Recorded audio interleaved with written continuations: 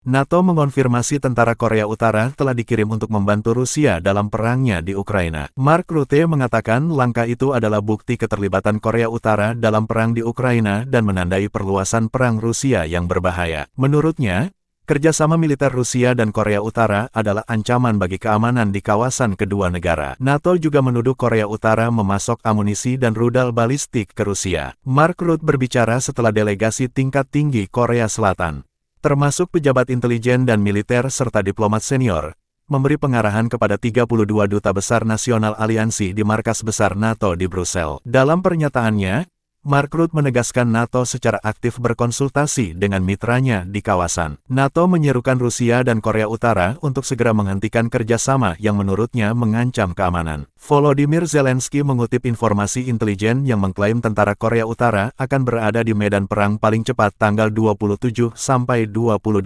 Oktober. Ia sebelumnya mengatakan 10.000 tentara Korea Utara disiapkan untuk bergabung dengan pasukan Rusia. Sementara itu, sekutu Ukraina, AS mengklaim setidaknya 3.000 tentara Korea Utara akan dikirim ke Rusia hingga akhir tahun ini.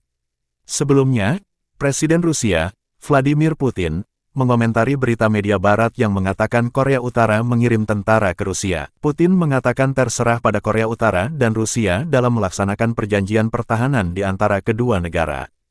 Presiden Rusia itu lalu menyebutkan pasal 4 Perjanjian Kemitraan Rusia dengan Korea Utara, yang mengatur tentang pertahanan bersama. Putin juga menuduh NATO telah mengirimkan perwiranya ke Ukraina untuk membantu mengoperasikan senjata berpresisi tinggi yang akan digunakan untuk menyerang wilayah Rusia. Ia mengancam akan memberikan balasan yang tepat jika Ukraina menyerang jauh ke dalam wilayah Rusia menggunakan senjata NATO.